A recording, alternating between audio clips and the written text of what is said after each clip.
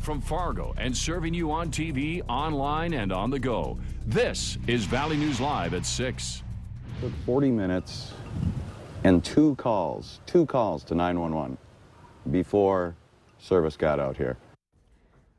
A rural Becker County man is angry. It took nearly an hour for law enforcement to respond to his 911 call about a robbery early this morning. Thanks for joining us. Mike has the evening off.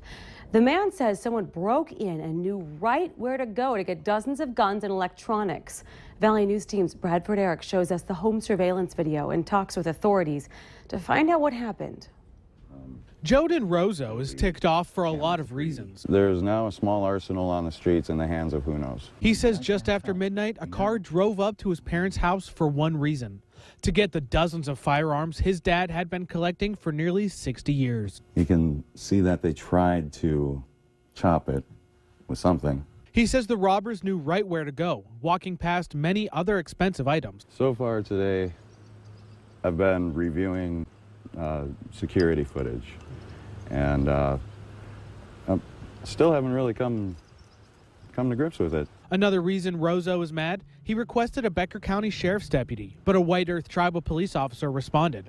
Rozo says the officer looked at the security footage but made no copies and did not request one either. I really feel that, firearms, registered firearms that have been stolen, I really believe that's should be looking at as a criminal matter. Becker County Sheriff Todd Glander says it's vital for the safety of the county to work with the White Earth Tribal Police, and the relationship between the agencies is a good one. The White Earth Tribal Police, they are licensed peace officers just like we are. Sheriff Glander says the house is on the White Earth Reservation, and that's why that agency responded, adding multiple calls for service were all happening quickly early this morning. Within just a few minutes later, we responded to another call where it was a potentially another burglary or break-in that required more than one officer. As for Joden Rozo, he just wants his dad's collection back, and for people to be aware the guns are out there. In Becker County, Bradford Eric, Valley News Live. We did talk with tribal police, and they wouldn't say why it took so long to respond to the call or why the surveillance video isn't being used as evidence. They say it's an ongoing investigation, therefore they can't comment on specifics of what may or may not have happened. The agency also reiterated that they work very closely with the sheriff's office. If you ever need help uncovering fraud or corruption or any issue in your community, call our whistleblower hotline at 701-237-6576. Leave your tip and a member of our investigative team will get on the case and go to work exposing the truth. Well, it's a bit chilly and windy out there today. Feels kind of like fall. Let's head to Hutch Johnson to see how long this weather will last. Hutch?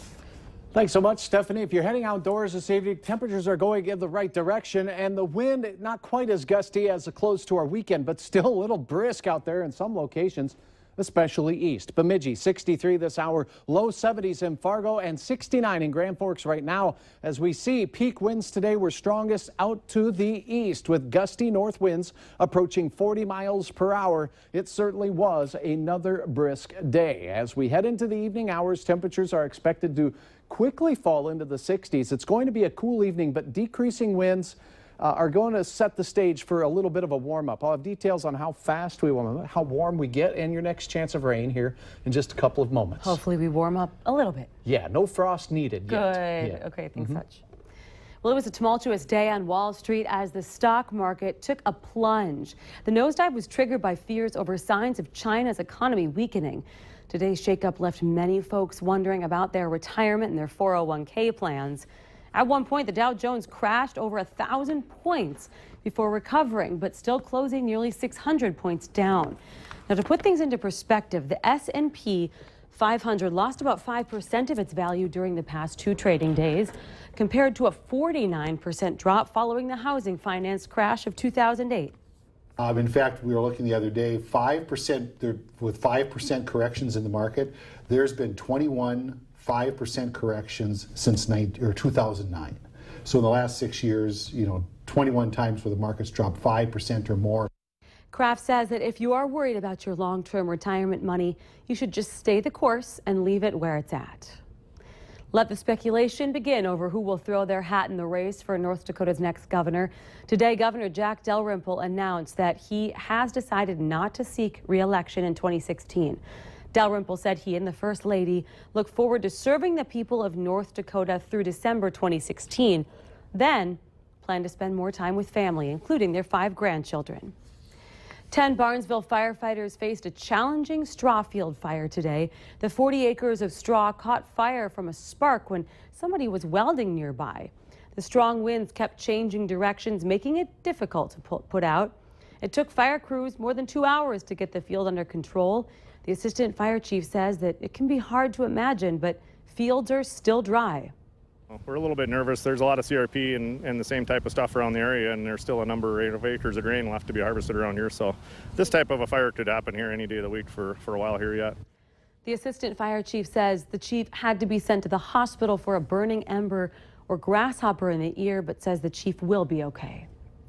An elderly man hit by a car in a Fargo parking lot has died. Donald Byer was 84 years old and from Breckenridge, Minnesota. He was walking into Lowe's parking lot on Friday afternoon when he was hit by a car driven by a Detroit Lakes woman. Police say Byer suffered a head injury and was taken to the hospital. He died yesterday. The crash is still under investigation, but so far, no charges have been filed. As the price of beef continues to rise, some people are resorting to an unusual crime. Local meat markets tell us the price you're paying for beef has gone up over the past few months, and it will be even more expensive during the holiday season. While some people may still be upset to shell out more for hamburger, others are taking it to a whole new level. Cattle theft is on the rise. In fact, dozens were stolen this weekend in Ward County. Valley News Team's crime and safety reporter Nicole Johnson explains more about how people are committing these crimes and how it could then impact your pocketbook.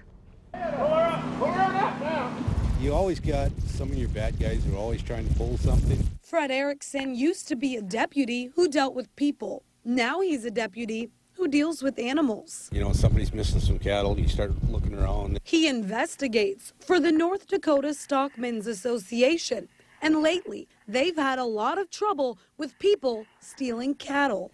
One time there was cattle out of Bismarck that didn't get paid for.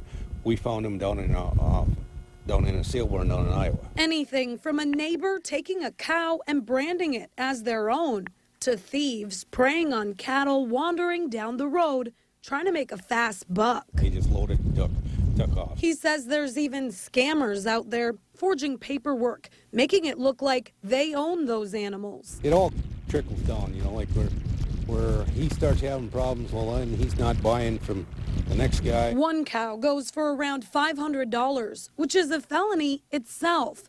An even bigger deal when people are stealing dozens. Any kind of business or anything like that, if they lost $500 on a spot, that's a bad deal. He says the solution is making sure all animals are branded, but it's not foolproof, impacting farmers and consumers.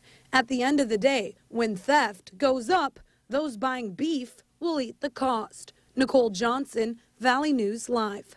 The Sheriff's Department in Ward County is asking the community for help finding the person or people who stole the cattle. The North Dakota Stockmen's Association is offering a reward for the return of the animals.